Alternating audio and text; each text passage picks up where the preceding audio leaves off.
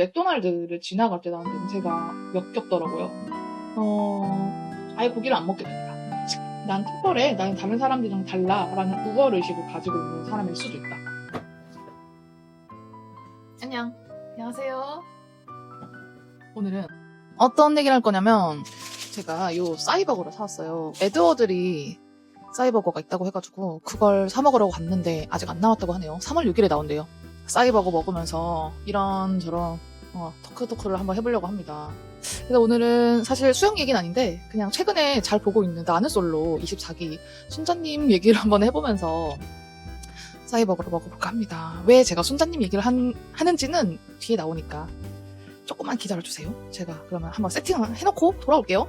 여러분, 이제 먹어볼 건데 제가 안경을 벗는 게 나아요? 아니면 끼는 게 더 나아요? 먹으면 계속 이렇게 내려올 텐데 사실 이렇게 굽고 먹을까요? 불편하니까? 싸이버거. 제가 오면서 좀 많이 먹어가지고 없어요. 이거 너무 맛있지 않아요, 이거? 옛날 파파이스 스타일. 배가 고프니까 한 입 먼저 먹고 시작할게요. 저 이 통살, 이 치킨 통살이 너무 좋아요. 맛있겠지?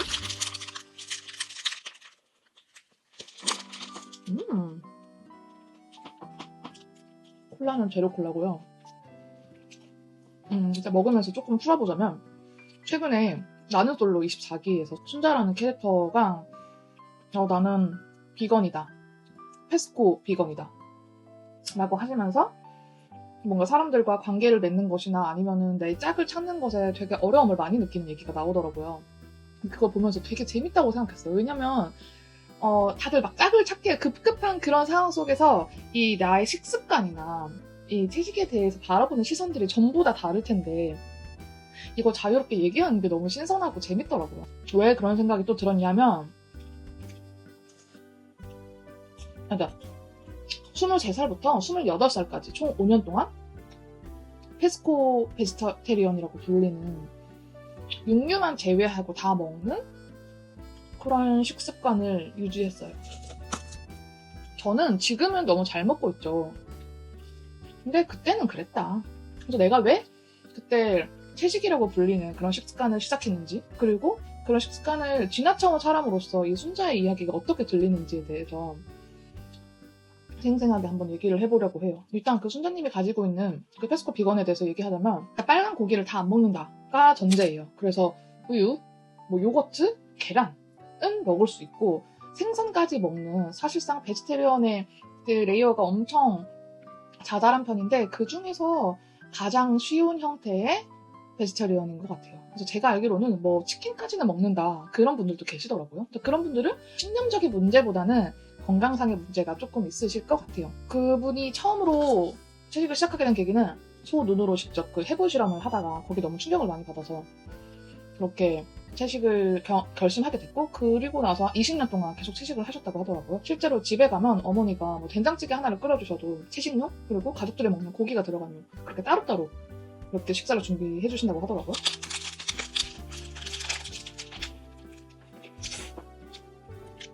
근데 그분이 펼치는 논리는 뭐냐면, 본인은 동물이 한 마리도 죽지 않았으면 좋겠다가 전제예요. 그래서 동물을 너무 사랑하는 거예요. 그래서 유기견 보호센터 가서 이런 봉사활동도 하고, 여기 남출분들이랑 대화할 때도 난 동물이 안 죽었으면 좋겠는 사람이니까 라고 얘기를 하거든요. 그럼 이런 질문이 당연히 들어오죠. 생선이 죽는 건 상관없어? 계란도 드시는데 계란을 낳기 위해서 얼마나 많은 닭들이 고통받고 사육되고 죽임을 당하는지, 얼마나 많은 양의 수탉들이 그렇게 산채로 매장되고 분쇄되고 하는지에 대해서도 충분히 스스로 알고 있겠죠. 그런데도 달걀을 먹는다? 의아한 부분이죠. 그래서 워낙 논란이 많은 것 같아요. 왜냐면 제가 어떻게 시작했는지 한번 말씀드릴게요. 제가 23살 때 도서관에 가서, 제가 그때 막 다이어트에 대해 관심이 많았단 말이에요.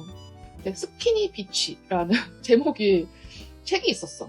그 표지는 되게 여성분이 되게 막 섹슈얼하게 이렇게 막 되게 좋은 몸매의 그런 여자 사진이 있는 그런 걸로 기억나거든요. 다이어트 팁인가 보다 하고 그걸 펼쳤는데, 웬걸 각종 첨가물과 각종 육류와 이런 낙농업에 대한 사태를 고발하고, 결국 우리는 생채식을 해야 우리 몸이 진정하게 건강해질 수 있다. 정신까지 건강해질 수 있다. 라고 얘기하는 채식에 대한 얘기였던 거예요. 그래서 제가 그 책을 본 지 너무 오래됐으니까 한번 찾아봤어요. 패스트푸드는 사라지지 않는다. 다만 진화할 뿐이다. 화학 조미료로 한층 깊어진 맛을 내며 화학 색소로 더욱 화사해진 색깔을 입은 채 시시각각 우리를 향해 유혹의 손길을 뻗친다. 아주 건강한 동물의 고기를 먹는다고 치자. 그렇다고 해도 당신은 호르몬제, 살충제, 스테로이드, 항생제뿐만 아니라 그 동물이 느꼈을 분노, 슬픔, 두려움까지 같이 먹는 것이다. 그렇게 잔인함을 온몸으로 흡수하면서 과연 발그레한 볼에 날씬하고 아름다운 자태를 가질 수 있을까? 여기까지 읽으면 대충 어떤 얘기를 하시는지 아시겠죠? 이 저자가 생각하는 가장 완벽한 형태의 식사란 직접 짠 신선한 주스 같은 거예요. 그러니까 포장이나 살균 처리된 게 아닌 실제로 정말 막 갓 짠 그런 오렌지 주스 같은 걸 얘기하는 거죠. 책을 찬찬히 보면서 처음으로 너무 놀란 거예요. 왜냐면 여기서는 환경 오염에 대해서도 되게 얘기 많이 하거든요. 그래서 탄소를 줄여야 된다. 우리가 육류를 먹기 위해서 발생하는 그런 탄소 양이 어마어마하고 채소들이랑 비교했을 때 육류가 너무 많은 비율을 차지한다는 거예요. 그걸 본 다음 날부터 돼지고기, 소고기를 먹지 않기로 다짐해요. 그리고 5년 동안 한 번도 먹지 않았어요. 근데 치킨은 1년 정도 먹었습니다. 왜냐면 제가 치킨을 진짜 좋아했고 사실 뭐 안 좋아하는 게 없었지. 그때 막 살집도 막 있는 편이었고 술도 엄청 좋아했으니까 뭐 치킨, 피자, 뭐 곱창, 뭐 삼겹살 할 거 없이 전부 다 먹던 사람이 갑자기 그렇게 변한 거예요. 제가 좀 극단적인 면이 없지 않아 있거든요. 그래서 내 식습관을 다 바꾸면서 내 정신 개조를 하겠어 라는 되게 위험한 시작을 하게 됩니다. 그게 나한테 어떤 의미인지 잘 몰랐던 것 같아요. 23살밖에 안 됐잖아요. 그래서 아예 고기를 안 먹게 됩니다. 치킨은 누가 시키면 한 조각 정도 먹는 그 정도였어요. 돼지고기, 소고기는 누가 먹고 있어도 이제 그게 먹고 싶지 않을 정도로 이게 음식이 아니라고 생각하기 시작했어요. 그래서 한 1년 이후 제가 치킨까지 아예 안 먹기 시작한 이후부터는 그냥 뭐 치킨이고 뭐고 아무것도 저한테는 음식으로 느껴지지 않았거든요. 그래서 어느 정도였냐면은 한 3년 정도 아예 안 먹으니까 그 맥도날드를 지나갈 때 나는 냄새가 엄청 역겹더라고요. 그래서 이 식습관도 계속 그 순자가 문화라고 하거든요. 진짜 문화인 것처럼 내가 그런 걸 계속 향유하고 소비하면 그것에 익숙해져서 더 많이 먹고 싶어지는 거고 그게 아니면 점점 낯설어지고 점점 먹기 싫고 냄새도 역해지고 그렇더라고요. 사람들이 많이 물어보죠. 처음 만난 자리에서. 근데 제가 워낙에 사람 만나는 걸 좋아했었어서 저는 고기를 안 먹던 시절에도 고깃집을 정말 많이 갔습니다. 친구들도 계속 꾸준히 만났어야 됐고 회식도 계속 가야 됐었고요. 그래서 사람들이 물어보죠. 왜 고기를 안 먹냐? 안 먹고 싶어요. 라고 대답했어요. 만약에 그 대답에 전 동물이 죽는 게 너무 싫어요. 동물권에 대한 얘기를 해버린다? 그러면 신념이랑 연결되는 거잖아요. 근데 저의 신념은 그게 아니었어요. 습관 같은 거예요. 예를 들어서 커피가 몸에 안 좋다는 걸 알게 돼서 커피를 한두 번 안 먹게 되니까 더 이상 커피가 먹고 싶지 않아지는 거예요. 그래서 카페에 같이 가서 같이 먹을 수는 있지만 그걸 막 한두 입 먹는 걸로도 충분히 나한테는 해소가 되는 거야. 커피를 먹고 싶지도 않아. 사람들이 물어보겠죠? 왜 커피 안 먹어요? 왜냐면 모두가 좋아하는 거니까. 저한테 고기라는 건 그런 의미밖에 안 됐어요. 어떤 탄소 발자국을 줄이자 이런 거 전혀 없었고요. 그냥 안 먹다 보니까 별로 안 먹고 싶다. 그리고 건강에 별로 좋지 않은 것 같아. 진짜 주말마다 친구들 만나가지고 술을 많이 먹었는데 그때마다 횟집을 진짜 많이 갔어요. 친구들한테도 되게 감사한 게 그냥 당연하게 그냥 횟집 가고 초밥집 가고 그런 게 그냥 일상이었어요. 그래서 막 고깃집을 간다고 해도 저는 고기를 안 먹습니다. 이렇게 하는 게 아니라 된장찌개 시켜서 밥이랑 먹고 사람들 그런 회식 자리에서 나한테 그렇게까지 관심 없거든요. 제가 한마디도 안 해도 내가 고기를 먹고 있는지 안 먹고 있는지도 몰라요. 회사 다닐 때 힘들었겠죠? 근데 어떻게 사람들과 막 소통하고 어떤 식으로 막 사람 만나야 되고 그런 것에 대해서 저는 한 번도 고민하거나 힘들었던 적이 없어요. 제가 고기를 안 먹는다고 해서. 영철이랑 대화하는데 영철이 그렇게 물어봤어요. 그분은 채식주의자를 한 번도 만나본 적이 없으니까 그 순자가 어떤 식으로 육식주의자를 대하는지가 궁금했던 거예요. 닭볶음탕이 너무 먹고 싶다. 그래서 닭볶음탕 시켜도 되냐라고 해서 시켜가지고 나는 닭을 먹고 혹시 너는 뭐 거기에 있는 다른 뭐 당면을 먹던가 뭐 감자를 먹던가 뭐 당근을 먹던가 그렇게 해도 전혀 괜찮은 거냐, 전혀 문제가 없는 거냐라고 물어봤어요.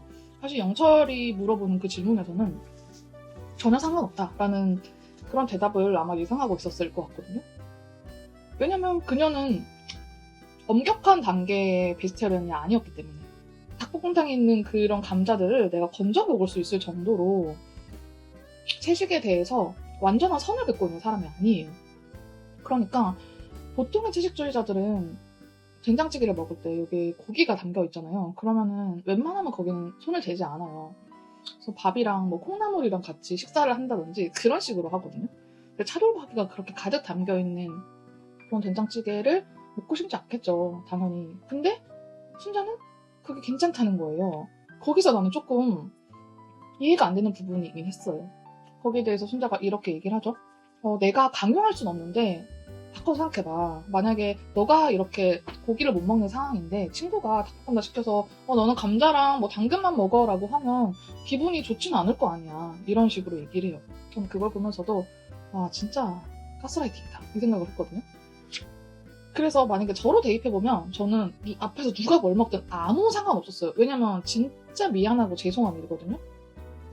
내가 조금 더 특이한 식습관을 가졌다고 해서 이 사람은 100% 나한테 미안함을 가지고 있을 텐데 내가 거기에 대해서 뭐 한마디를 거두는 것도 사실 엄청난 이기심이라고 생각해요. 그래서 스스로가 정말 가까운 연인이나 아니면 가족 사이가 아닌 이상 솔직히 그런 말 하기가 힘들죠. 그래서 그런 말을 아무렇지 않게 한다는 게 좀 놀랍긴 했어요. 왜냐면 그 순자가 거기서 강요를 할 순 없지만 이라는 말을 재차 하거든요. 하지만 강요하고 있었어요. 누가 들어도 같이 하는 게 낫지 않겠니? 내 손에 피를 안 묻힌다고 해서 내 맞은편에 있는 사람이 피를 묻혀도 되는 건 아니야 라고 얘기를 해요. 근데 밥 먹는 자리에서 피를 묻힌다? 어쩐다? 라고 얘기하는 사람의 심리가 저는 참 궁금했어요. 그러니까 다슬기탕인가? 그게 영철이 엄청 고강도의 운동을 하는 유도 선수임에도 불구하고 그 단백질도 없는 다슬기탕을 그게 되게 맛있다고 먹는 거예요. 근데 그 상황에서 순자는 분명히 미안함을 느껴야 맞거든요. 당연히 받아야 되는 그런 배려는 없어요, 세상에. 그래서 그거 보면서 조금 의아했어요. 사람들이 전부 다 다르죠. 하지만 이 식습관에 대해서는 사회에서 경험한 것들로 앞으로 계속 그런 경험들을 쌓아갈 거 아니에요. 저희 엄마 아빠는 엄청 걱정을 많이 하셨어요. 제가 갑자기 안 먹으니까. 누구보다 소고기를 좋아하던 애가. 그래서 만날 때마다 계속 소고기 사준다고 하셨는데 그거는 한 번도 먹지 않았죠. 엄청 걱정하셨을 것 같아요. 오리고기만 먹으면 안 되냐. 엄마 아빠랑도 거의 4, 5년 동안 식사할 때마다 뭐 한정식 집에 가거나 그런 식으로 했던 것 같아요. 근데 좀 웃긴 거 말씀드릴까요? 제가 5년이나 그런 식습관을 유지했다고 했잖아요. 근데 왜 갑자기 이걸 짜랑 하고 끝냈느냐. 되게 황당한 사건인데 제가 28살 때 회사를 퇴사하고 긴급 인도 여행을 가게 됩니다. 며칠이었지? 한 50일 정도 이렇게 쭉 크게 돌았어요. 인도 여행이 한 40일 정도 지나고 너무너무 더운 시기여가지고 그 뉴델리 쪽에 있다가 뭐 뉴델리, 바라나시 이런 쪽에 있다가 기억이 안 나. 지명은 기억이 안 나는데 티베트 망명 국가가 있던 그 지역이었거든요. 그래서 거기서 진짜 힐링을 많이 했어요. 그래서 거기서 한 일주일 정도 머물렀던 것 같아요. 너무 덥고 힘들었어서 그냥 계속 누워있기만 했어요. 적당히 시원하고 사람들도 많이 없고 해서 그리고 그 티베트 망명 정부라고 했잖아요. 그래서 그 티베트 그 불교의 향연이었어가지고 스님들도 엄청 많고 뭐 달라이라마 사진 계속 붙여져 있고 전반적으로 약간 캄한 느낌이 있었어. 그 인도의 분위기랑 완전히 달랐거든요. 근데 거기 가니까 지친 한국인들이 꽤 있더라고요. 저는 거기서 요가도 가고 맛있는 것도 먹고 하려면은 사람들이 막 점점 모이는 그런 한식당을 주로 가게 되더라고요. 그리고 그때가 여행이 꽤 막바지로 가는 중이었어서 진짜 뭐 김치찌개, 라면 이런 게 되게 땡기던 시절이었어요. 그래서 뭐 떡볶이랑 뭐 치킨 뭐 이런 거 다 시켜가지고 그냥 쫙 이렇게 놓은 거야. 그때 6명 정도 있었어요. 그래서 먹고 싶은 거 다 시킨 거야. 그 양념치킨이 진짜 우리가 그 머릿속에 있는 그런 새빨간 양념에 판지르르 하고 먹으면 약간의 기름이 나오면서 얼마나 고소한지 예상되는 그런 극강의 양념치킨이 거기 중간에 놓여있는 거예요. 사람들이 막 미친 듯이 먹기 시작하는 거야. 근데 한식당은 가격이 비싸요. 그 계산을 막 해봤어. 어차피 내가 치킨을 먹는 거랑 상관없이 어차피 N방이잖아요. 이거 하니까 뭐 6명에서 하니까 뭐 한 사람당 3만 원씩 내야 되는데 내가 치킨 이게 제일 비싼데 이걸 못 먹는 게 너무 안타까워. 치킨 껍데기를 일단 먹어보기 시작했어요. 진짜 4년 만에 먹는 치킨이었어. 껍데기를 조금 먹어봤는데 진짜 너무 맛있는 거야. 그래서 소스를 푹 찍어가지고 먹는데 진짜 뭐 1분, 2분 갈 때마다 치킨이 막 없어져. 계속 없어. 큰일 났다. 어떡하지? 한 입만 먹어볼까? 하는 마음에 거기 있던 다리가 또 남아있더라고. 다리를 먹었는데 너무 맛있는 거야. 인도가 정말 유명한 채식하기 정말 좋은 나라거든요. 왜냐면 걔네는 소를 신성시하기 때문에 고기를 안 드시는 분들이 꽤 있어요. 그래서 제가 인도 여행 가서 첫날에 먹었던 게 뭐냐면 그 서브웨이에 갔어요. 베지 샌드위치가 있더라고요. 거기 콩으로 만든 고기가 있는 그런 샌드였거든요. 그 다음에 식당에 가도 그 다른 식당에 가도 항상 채식 메뉴가 있는 거야. 그래서 채식 메뉴도 진짜 다양하고 어딜 가도 다 고기가 없는 메뉴를 먹을 수 있었어요. 한국이랑 달라요. 와 진짜 좋다. 그래서 저는 그 기간 동안 되게 다양한 길거리 음식들을 먹을 수 있었어요. 왜냐면 대부분 채식 메뉴가 따로 있었으니까. 그렇게 황당하게 채식을 영영 중단했던 그전에 뭐 콩으로 만든 고기고 뭐고 그런 건 없었어. 뭐 지금이야 뭐 비욘드 그 당시에는 뭐 몇십 년 전이니까요. 제 나이가 몇인데요. 기억이 흐려졌을 수도 있는데 그때 당시에는 그래 뭐 네가 그렇지 뭐 그런 반응이었어. 왜냐면 제가 평범한 사람은 아니었거든요. 좀 이상했어요. 그런 식의 해석하시는 분들이 꽤 있으시더라고요. 난 특별해, 나는 다른 사람들이랑 달라 라는 우월의식을 가지고 있는 사람일 수도 있다. 이런저런 얘기를 많이 했지만 진짜 얘기는 그냥 혼자밖에 모르지 않을까? 라는 생각? 20년 동안 했다고 하니 그동안 되게 많은 생각들이 쌓였겠죠? 그러면서 뭔가 딱 정리하기 힘든 사람들이 의아해할 수도 있는 그런 부분들이 많이 생겼을 수도 있다고 생각해요. 왜냐면 그 결심이 뭔가 성인이 돼서 생각이 정립되고 나서 생긴 게 아니라 어릴 때 생긴 거니까 아무래도 좀 미성숙한 부분도 많지 않았을까라는 생각을 하거든요. 그래서 계란이나 회 같은 걸 먹게 된 것도 뭐 사회생활은 해야 되니까 친구들도 만나야 되고 그런 것에서 어느 정도 타협한 것이 아닐까라는 생각도 하고요. 그 순자가 명품 가방 그 백을 가지고 처음에 나왔었는데 그게 소가죽 가방이라고 하더라고요. 거기에 대해서도 사람들이 되게 막 분분한 거야. 그래서 참 재밌다 라고 생각했어. 저는 그 당시에 뭐 동물이 불쌍해 이런 얘기는 하지는 않았지만 가죽 가방도 다 버렸어요. 그때 나한테도 중2병 특별하고 싶어, 난 너무 소중해 라는 그런 찌질함이 분명 있었기 때문에 다른 사람들보다 내가 조금 더 다른 점이 있다 라는 걸 얘기하고 싶어서 채식을 택했을 수도 있죠. 하지만 제가 단순히 그런 생각이었으면 5년 동안 하지는 못했을 것 같아요. 그래서 저는 그때 이후로 시간이 정말 많이 흘렀거든요. 아직도 빨간 고기는 못 먹습니다. 그렇다고 나 이거 못 먹어는 아니거든요. 먹을 수 있어요. 한두 점씩 먹을 수 있어요. 근데 이게 정말 맛있다 이런 건 전혀 아닙니다. 그래서 이게 받아들이기 나름인 것 같아요. 사실 순자님도 만약에 고기를 좀 주면은 고기를 한 점 주면은 맛있다고 먹을 수도 있겠죠. 뭐 하여간 이래저래 정리가 안 되는 이런 얘기들을 꺼내봤고 한 번쯤은 이렇게 남겨두면 너무 재밌겠다 이런 생각을 했습니다. 저도 옛날 생각하니까 참 기억이 많이 나네요. 어떤 선배는 제가 교수님이랑 같이 삼겹살집에 갔던 날에 교수님 앞에서 고기 쌈을 사서 제 입에 강제로 넣은 분도 있고요. 그러니까 본인의 생각과 내 생각이 다르다고 해서 저에게 강요하는 사람들을 정말 많이 만난 것 같아요. 그 당시에. 그 맛있는 걸 못 먹어서 어떡해? 라고. 근데 그런 것들이 조금씩 저를 단단하게 만들었죠. 아무튼 햄버거 다 먹고 이제 슬슬 저는 일하러 가보겠습니다. 오늘도 이 썰이 재밌으셨다면 댓글 달아주시고요. 좋아요도 눌러주시고요.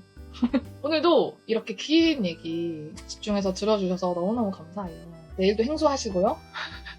제가 다음에 또 저의 썰을 하나 가지고 오겠습니다. 그러니까 라디오처럼 들을 수 있는 그런 썰들을 또 많이 가져올 테니까 기대해 주시고요.